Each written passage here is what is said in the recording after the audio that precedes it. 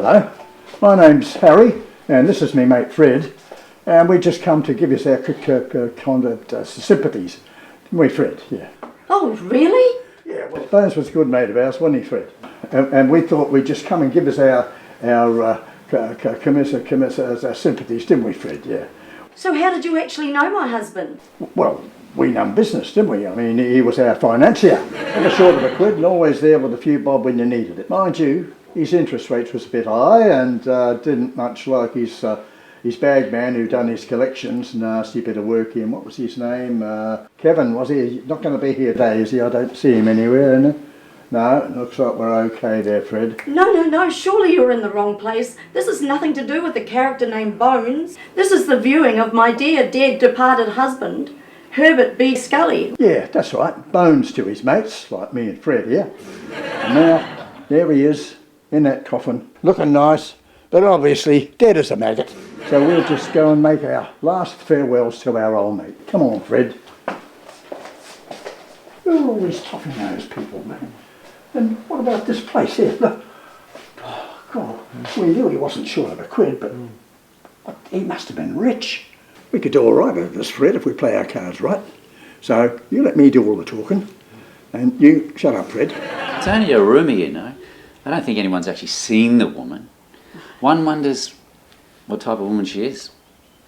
Imagine Herbert B. Scully actually having an affair. Indeed. Never too old, are you, Fred? Hey, no, old Bones, he always had a boner, eh? Must have been that Scarlet Sheila from the Cockatoo Club. Yeah, well, they're talking about her over there, but speak of the devil, there she comes now. Harry, Fred, fancy seeing you here. We just come to pay our own respects to our old mate. By the way, this toff back here is trying to impress that young flapper. What's his name? Who was he?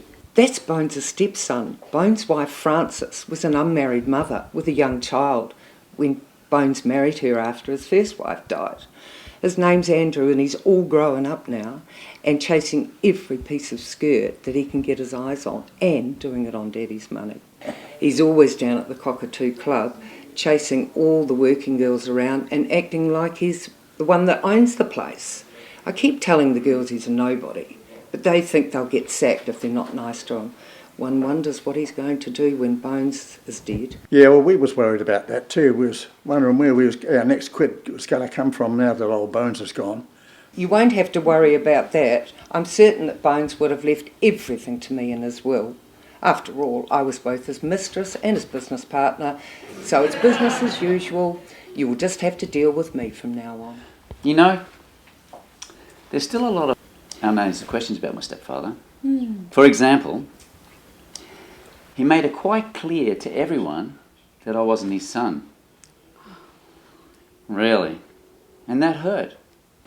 And I've seen him down the markets with those most unsavoury characters, like these two behind me. One wonders what business a successful stockbroker like Herbert B. Scully would have with some lowlifes like that from the markets. Well, I've had enough of this toff. Yeah, listen, you must think I'm deaf. And what do you mean Bones was a stockbroker? He was never a stockbroker, he was a loan shark. Bones financed all kinds of deals, including me and Fred. That's what he's doing down here, making money. He was making money so you could go and spend it at the Cockatoo Club. And don't tell me you go to the Cockatoo Club because you like the beer.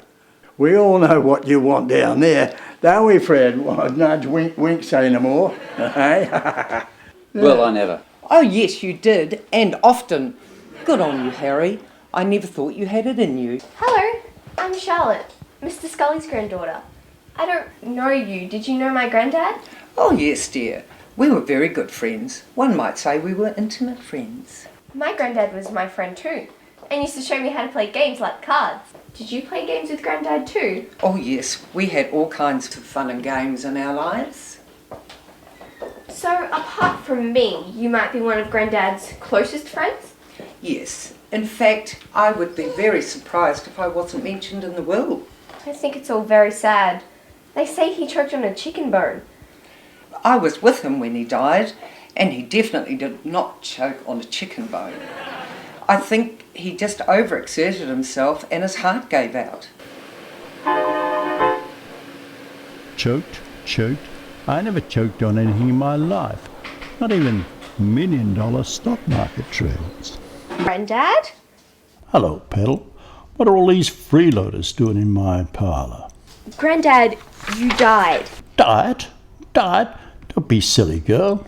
Look at me, I've never been on a diet in my life. No, Granddad, dead, as in deceased. Disease? Nobody's got any disease around me. I get my girls checked out regularly, I do. No, Granddad, dead, as in gone. Left this mortal coil, kicked the bucket. Well... You are no more. Look, I can put my hand right through you. You are a bag of bones. That does explain the sudden loss in weight. Goodness gracious, girl, I got no ears. No wonder I can't hear too good. Will you speak up? Wouldn't worry about that, Granddad. You've got no lungs either. So how can you be talking to me? Look at that. Like guitar strings. I'd be all skin and bones if I had any skin. Oh no. What's she doing here? Now there's really going to be trouble. Who, your Mistress Scarlet? Who told you that?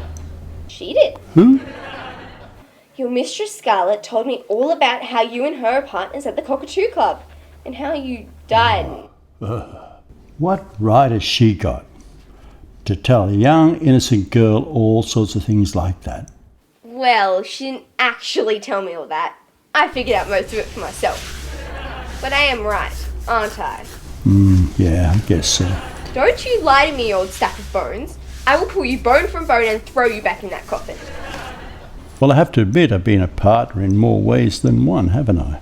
There's just one thing I would like to know. Why is it called the Cockatoo Club? That's an easy one, Petal. We call it the Cockatoo Club because all the girls down have... oh, yeah, well, on second thoughts, I've got no idea why Miss Scarlet called it the Cockatoo Club. All I know, it had nothing at all to do with me. Granddad, you could never lie to me. I know, Petal, but you just have to let me off the hook on this one, all right? All right, Granddad, seeing as you are already dead, I won't kill you this one time. But don't let me catch you lying to me again. Has anyone seen them? Does anyone know if they've arrived yet? Who, Grandma? The stockbrokers, of course. Where your grandfather worked. Whitlam, Turnbull, Shorten and Associates. I have to talk to Mr. Whitlam about my widow benefits and the will and all. I'll have to phone them and see what's holding them up.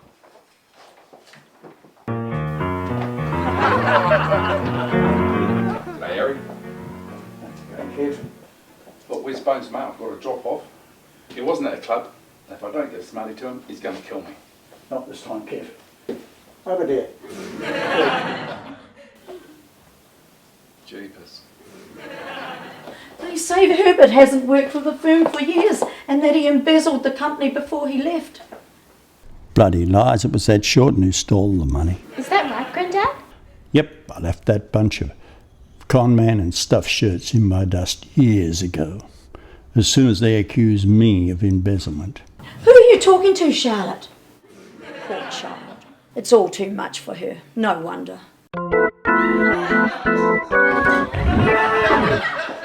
Oi. What do you think you're going to do in such a hurry, Madam Francis? Where's the money you owe me? Unhand me, you brute. This is no time to talk money. We're here for the viewing of our dear departed husband, Herbert. Really? Yes, of course it is. He's right there in the coffin. Oh yeah, that's Bones. And he's dead all right, and there's no doubt about that. But I'm talking about the other bit. What other bit? The bit about you being Madam Francis down at the Feather Club and being Mrs. Scully and married to Bones Scully at the same time. What? Why is everybody calling him Bones? His name is Herbert, and he's a respectable man of means.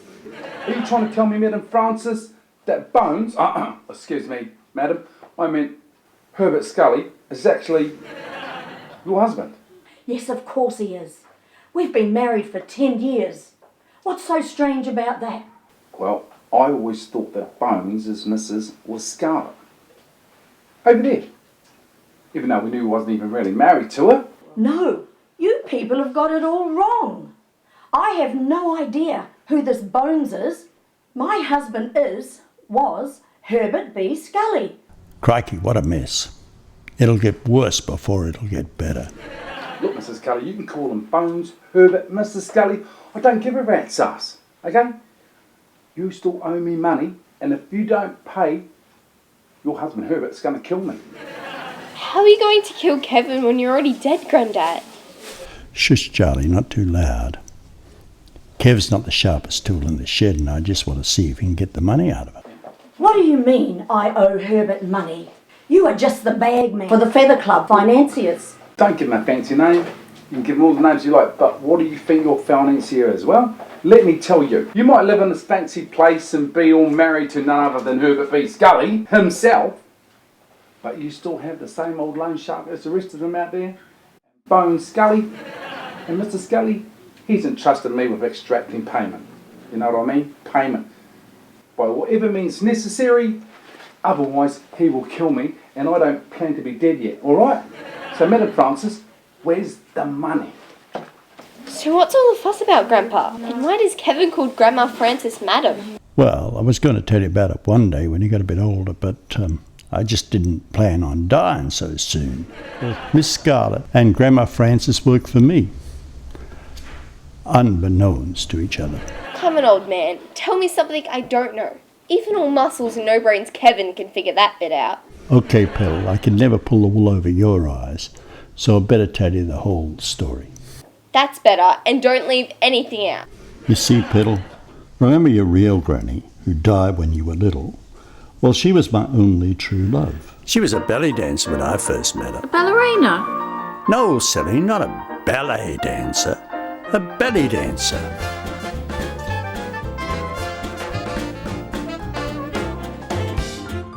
So when she died, I was heartbroken, feeling low, and along comes Grandma Francis with a nice word, soft hands, and a gentle touch to comfort a poor old grieving bag of bones like me. Well, I fell for it, hook, line, and sinker. Grandma Francis was a working girl back then. Grandma Francis was a working girl? They're the girls that get paid to keep lonely men like me, as I was then, happy. Yes, Grandpa, I know exactly what you mean. But Grandma Francis on that game, really? Goodness God, how do you know about such things? Anyhow, the next thing you know, she tells me she's pregnant. Well, I do the right thing and marry the girl, don't I? Turns out to be a lie. In the meantime, I get sacked. From the stockbrokers? That's right, Petal. Those scumbags tried to frame me for embezzlement. The trouble was I could prove it was Shorten who took the money. So by mutual agreement, you might say, I leave the company. So now I got no job, a lot of expenses, and this place, and Grandma Francis, who can spend all the money you can count, and everything else. So what did you do? Lucky, Petal, I had a few quid stashed away. So I go down to the markets and see these people down there all short of a bob and needing a helping hand. So, Petal, there are two things that made me a success in stockbroking. I know people and I know money. You can always trust money, but you can never trust people. As a rule of thumb, people are all greedy. Just look at this bunch here, right now. Okay, so what did you actually do? So, Petal, I become a financier. Some might call me a loan shark. Same thing, really. I employ Kevin over there, because he's all muscles and no brains, of course. And away we go. No worries, Mr. Scully. Between you and me, we could con the knackers off for none and have her working for us in no time. Everyone down in the market needs a helping hand now and then. Take Harry and Fred. They get a push cart selling everything they can get their hands on. The trouble is, they are too fond of the old amber liquid. They like to drink and spend their profits at the Cockatoo Club each night. So then they've got nothing left to restock the cart in the morning. That's where I come in.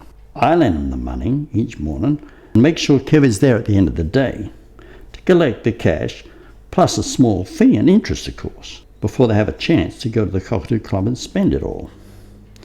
And you know what the best bit is? What's the best bit, Grandpa? I own the Cockatoo Club. So I lend them the money in the morning and get it back in the afternoon plus interest, and get the rest when they spend it on beer at the Cockatoo Club at night. Yeah, and next year I'm going to buy the brewery so I can take it all. You can't do that, Grandpa, 'cause you're dead. Whoops, I forgot about that little fact for a minute there. Got carried away. So maybe you can buy it for me, Petal. So what did Grandma Frances say about all this? Frances, she never knew anything about it. She thought I still worked at the stockbroking firm. But you now know that Grandma Frances is not as pure as she likes to make out. She has got her own secrets, and she thinks I don't know what she gets up to. Like what, Grandad? Well, they say, once a working girl, always a working girl. And you can't argue with that, because just look at Grandma Frances. No amount of money is enough for Grandma Frances. So she decides to go back to her old profession, so to speak, to earn some spare cash. The trouble is that she's too old to get any clients of her own anymore. So she decides to employ other girls. Now she needs money to get started and thinks she had better not tell me about it. Not a respectable stockbroker like me. Heaven forbid. She goes down to the markets and starts asking around. Before you know it, she's talking to my bag man, Kevin. Kevin comes to me and tells me all about it, about the new client he's found for me. I figure out who she is from the description, but Kevin has got no clue. So you mean to say that you financed your own wife in her house of ill repute and she didn't know where the money was coming from? In a word, yes. Well, not exactly, you see. She's dealing through my agent. That would be Kevin. Grandma Frances has got no idea where the money is actually coming from. And Petal, you want to know the best bit? So what's the best bit? As you know, I'm already financing my lady friend Scarlett in the Cockatoo Club. Now I'm financing my wife in a similar enterprise right around the corner. And you want to know the best bit? What would that be, Grandpa?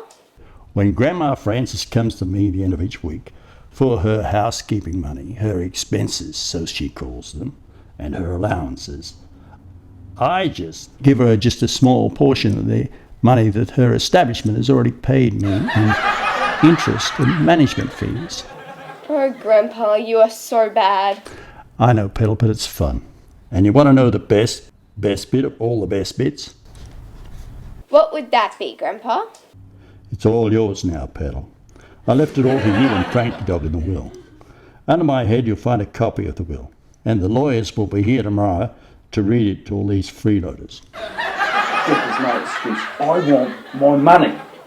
I don't have the money. I'm dead broke. I have to pay for this funeral, and Herbert hasn't paid my money allowance yet. Well, even I can see that it's not likely that Bones is going to pay you anything more from now on because he's dead, you know.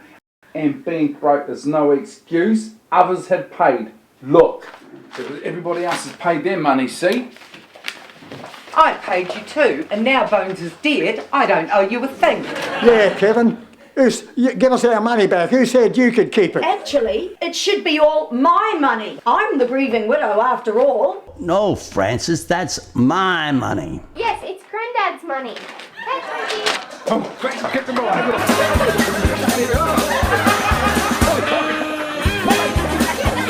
Stuffing it in the glass. Never mind, Charlie. There's plenty more where that came from. Everything is yours now, including this business. None of these greedy people will get a penny. I think you'll need to take control and let them know who the boss is around here, Petal. Stop! That's better. This is the viewing of my dear departed Grandpa Herbert Bones Scully. So you all need to show some respect. Do you want to know why? Yeah. Well, let me tell you. Take a look around. None of you would have a thing if Bones Scully hadn't have helped you out. And you'll all be back on the streets in poverty again now that he's gone. You see, I have a copy of his will here, and he has left it all to me, and Frankie Dog, of course. What about the Cockatoo Club? It belongs to me. How about this house and the Feathers Club? It belongs to me too, I'm afraid, Grandma Frances. What about me? It seems you'd have to go and get a job. Oh, I know. You can go and get a job for Whitnam, Shorten, Turnbull and Associates. Oh, wait, I've heard they've been losing money hand over fist since Grandpa left the firm, so even they don't have a job for you. Maybe you can buy yourself a pushcart or something. What about our pushcart? We had that before Bones came along. Yes, that's right, but unless you want to stock it up every day, just like you do with Bones, you'll have to come to me. What about me? I don't owe Bones nothing. Except for that bag of money in your hand that you're trying to steal right now, you mean? Well, that's a different story, isn't it? He's dead. Yes, that's right, but I'm here. And if you still want a job, from now on, you work for me. Is that alright with you? Yeah, I suppose so. Good. So the first thing you can do is gather up all the money, every penny of it, and put it in the coffin with Bones. Right, give me the money. And Grandma Frances, you can go and get the money you owe Bones from the safe and put it in there too with the rest. That's better. Now, you can all eat and drink all you like today, and tomorrow we'll be back in business. I will be at the Cockatoo Club at 9 o'clock to read the will with the lawyer, and I will have the new contracts for you all. How was that going, Dad? That was perfect, Petal. I couldn't have done a better job myself. I can rest in peace now.